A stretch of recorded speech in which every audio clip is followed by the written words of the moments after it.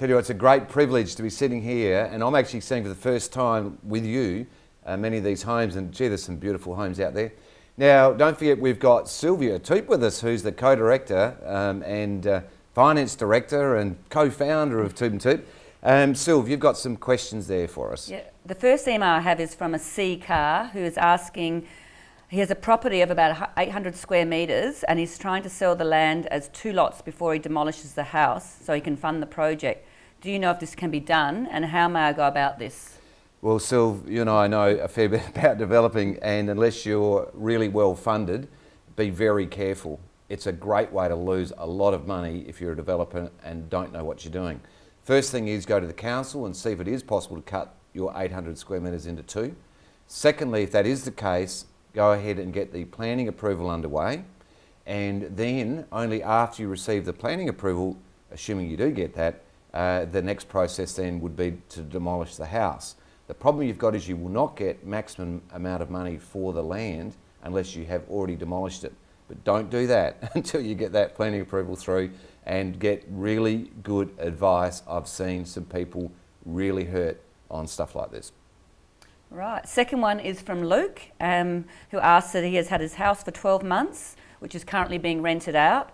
He's finding that with the interest rates going up and a lot of government increases from the 1st of July, he's thinking of having to sell the property. He said he's not very cluey about the extra taxes he may incur as a penalty of selling so early. Can you tell him what kinds of fees and taxes he'll be up for if he sells within 12 months? Now, Luke, a number of things there. There's quite a number of points. Firstly, if you're over 12 months in your principal place of residence, that solves a lot of issues.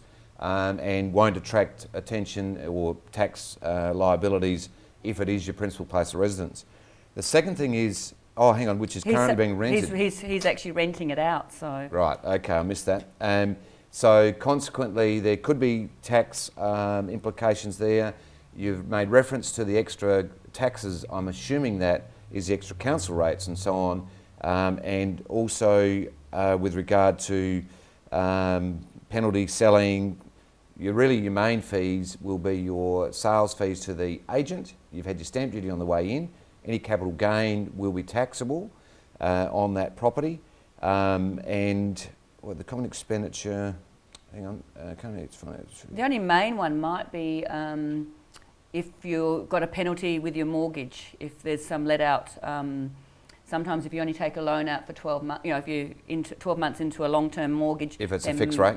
If it's a fixed rate, and there may be penalties with getting out of your finance early. So here we go. Let's check through them. Firstly, providing it's not the fixed rate penalty, that's great. If it is, find out what the payout is.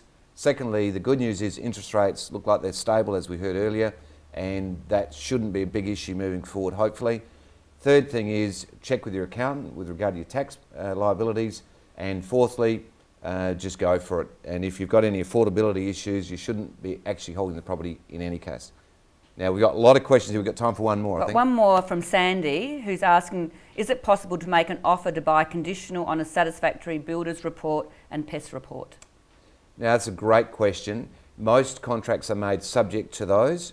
Auctions or public tenders, tenders of the property will probably require absolutely unconditional, which means you need to do that before you go to the auction or put your tender in. If it is a private treaty sale and if the vendor will accept it, it is possible to make it conditional on a satisfactory report. However, in the practical terms, in the way that the real world works, you'll get a better deal if you offer it without the conditions and just simply use your cooling off period, which is 2 business days, could be up to 4 or 5 days, but 2 clear business days to get those reports done. And of course, if there's any issues with those reports, you've got the capacity or ability to call off on the property. So that's about it for the time for today. We've got a lot more emails that have been coming through, Sylv, and you've seen a whole pile there, but for those that have been writing into us, if we don't get time to do it for you on the show, we'll try to get back to you on the blogs. And now, Sylv, thank you so much for your help today. It's been great being here today. Thank you. How'd your first run go? Good, I think. Good stuff. So let's go and look at some more properties with hot properties to close out the show.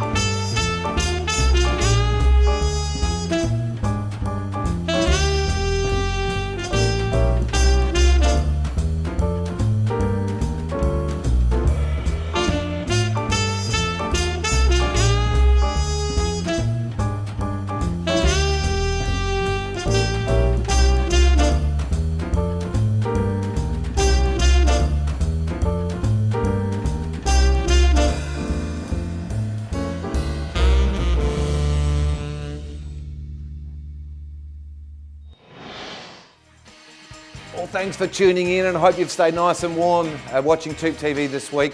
And next week we're going to Mawson Lakes to look at more magical property in SA's finest. And don't forget, it's Wednesday, 1 p.m, TOOP TV. Look forward to seeing you there next week.